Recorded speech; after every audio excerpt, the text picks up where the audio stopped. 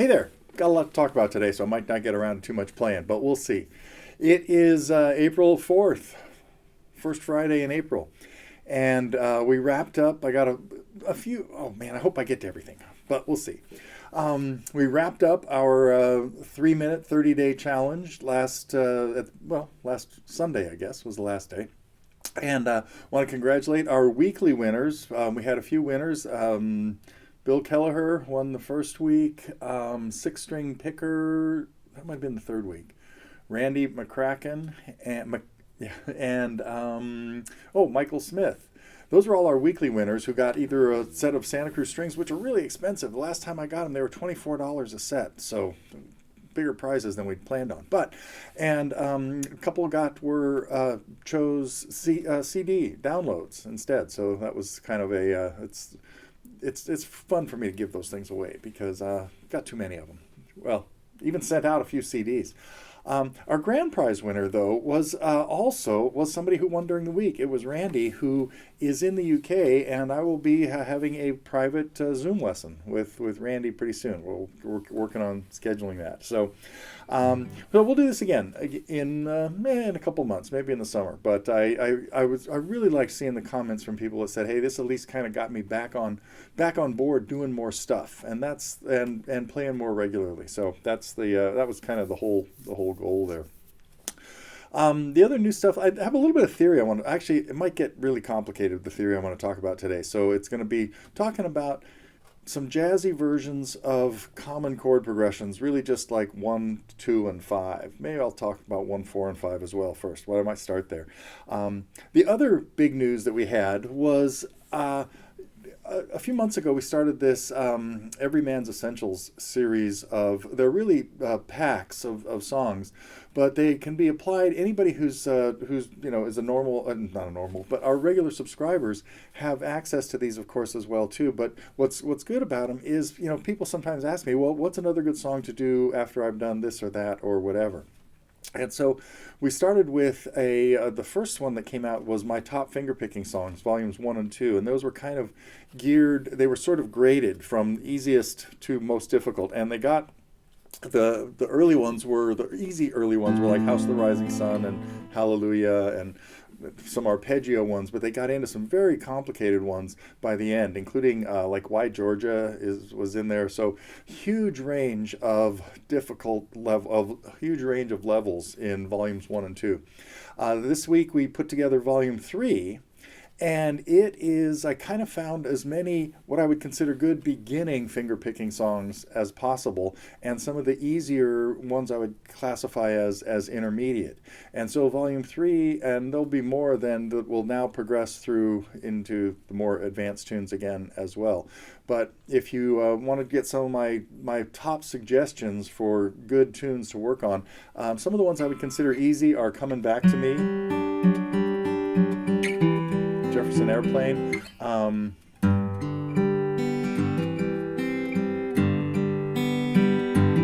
Sunshine on My Shoulder.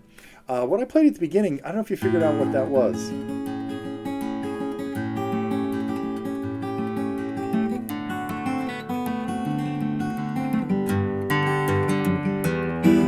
A fairly basic, just alternating fingerpicking pattern that is from Paul Simon's At the Zoo. So that's in the list. What else is in there? Blaze Foley, Clay Pigeons is another good fingerpicking tune. Pink Floyd, If, Chris Christopherson for the Good Times. Another one sort of similar. John Prine, Illegal Smile. What else am I forgetting? And then the ones that I consider more, so there's like 9, I think, good beginning fingerpicking songs, but they're kind of beginning, meaning you have to at least have an idea of an alternating bass stuff. None of these are just straight arpeggio ones, I don't think. Sunshine on My Shoulder almost is. And then there's 6 or 7, I think, of the next layer, stuff like Danny's Song,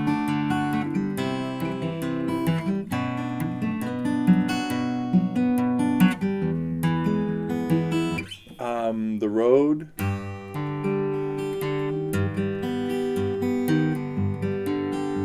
and probably the most complicated one in this is that a lot of my students have had trouble with some unusual things that happen in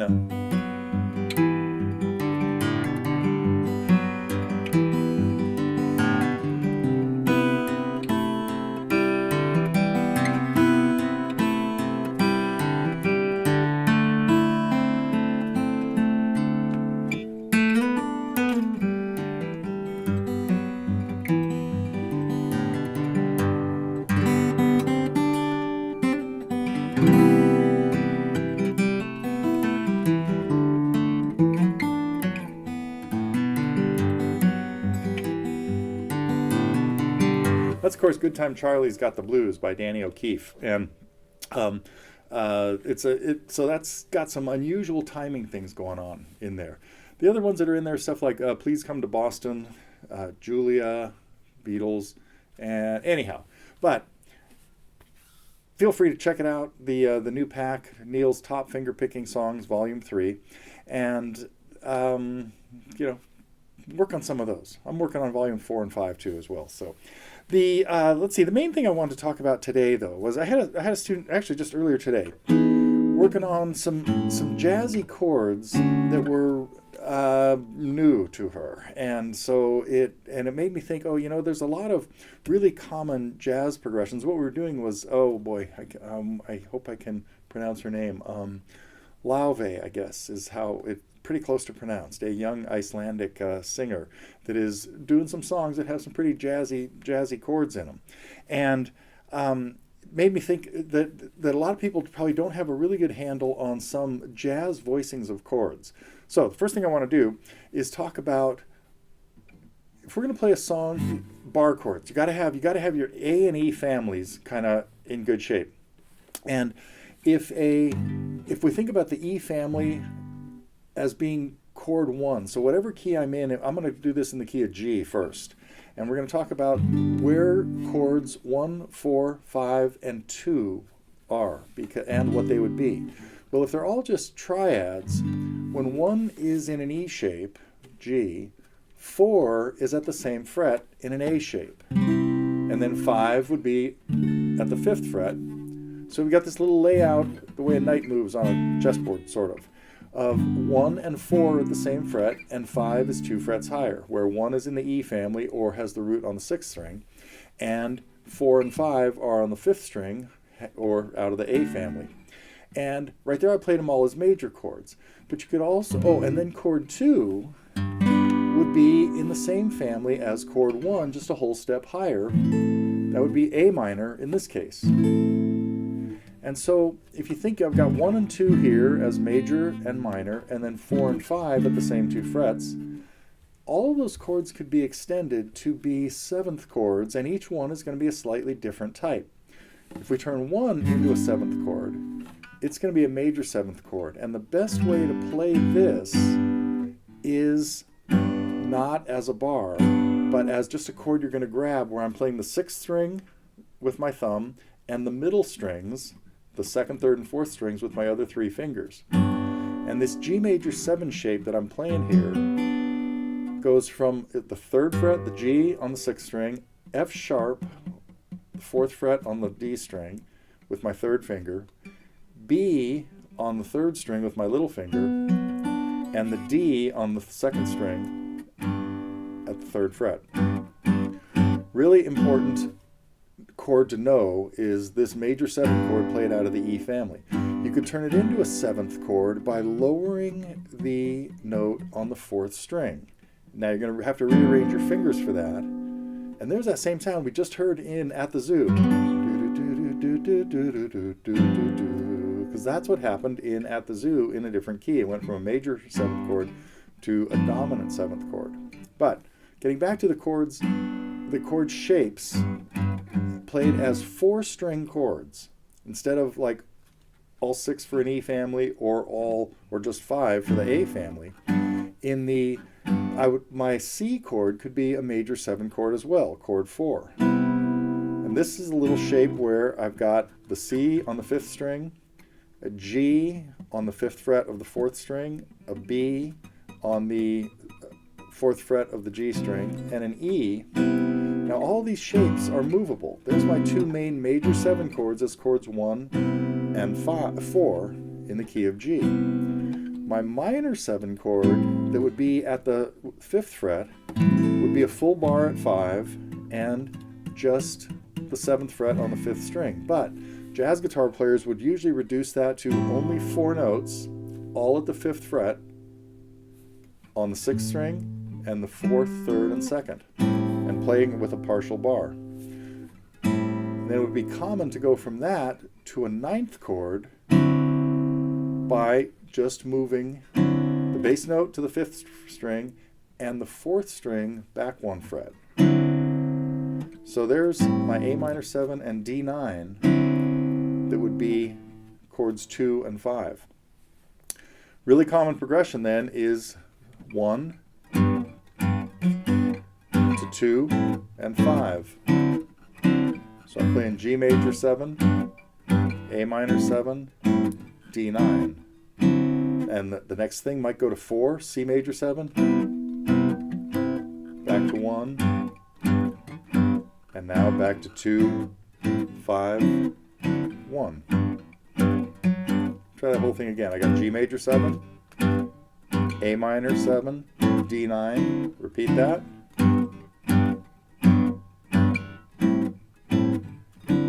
C major 7, back to G major 7, A minor 7, D9, G.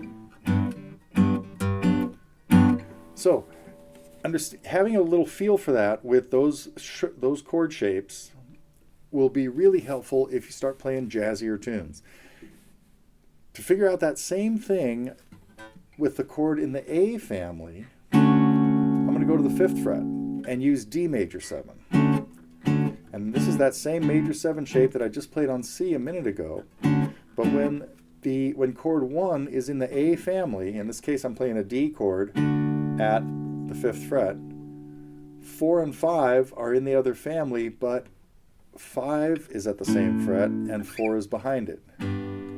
So we've got the same kind of L-shaped layout of chords, but 1 and 5 are at the same fret, and then 4 is behind it. That's when we're starting with the A family. And now I would still have chord 2, the minor 7, at the 7th fret out of the A family. So my same progression here. Now I'm not going to use a 9th chord on chord 5 like I did when it's in the A family, or when it's on the 5th string root. So I'm just going to use the 7th chord. So the chords I'm going to use here are D major 7, E minor 7, and for this one I'm playing a little hinge bar. I don't need a full bar because I'm only playing 4 strings, but again now I'm playing the middle strings with my finger and with my 3 fingers, and then the bass note is on the 5th string. So I'm going from D major 7 to E minor 7 and then A7. Many times I would play this A7 as a full bar rather than the jazzier version of spreading out your fingers like that. But here's our same progression. D major 7 to 2, E minor 7, A7, repeat.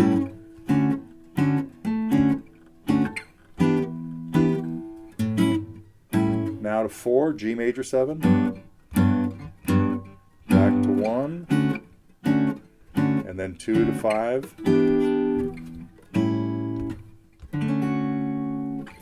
So 4-string versions of chords using mostly 7s and an occasional 9th. The 9th chord, or the plain 7 chord, the dominant 7 chord, would only be happening on chord 5, but the other ones the minors can all be minor 7s, and chords 1 and 4 can always be major 7s.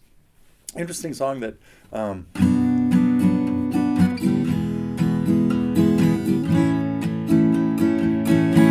we had a new lesson recently that Nesh put together that kind of does exactly what I just talked about. It's in the key of A. I think it was in multiple keys.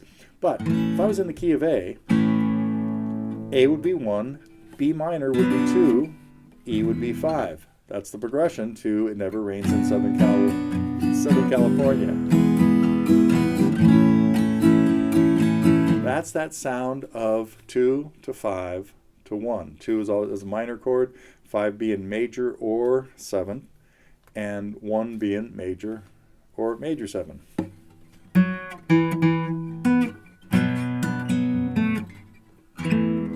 Let me think about that.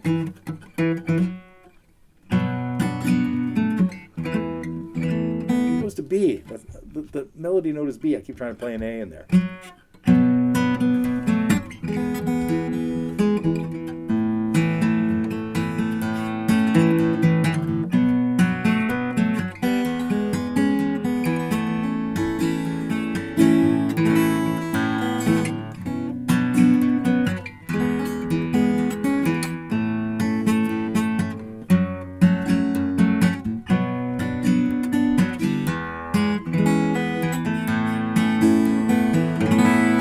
great little progression, pretty basic, using 2, 5, and 1, and there was a little drop in there to F sharp minor, which would be 6, of course, too. Okay, I think I hope some of you got some of what I was talking about there, and I'm sure it was a little confusing, but watch it a few times. I think that's all I have to say today. I will be back next week. Yeah, nothing else exciting. Let me play something else.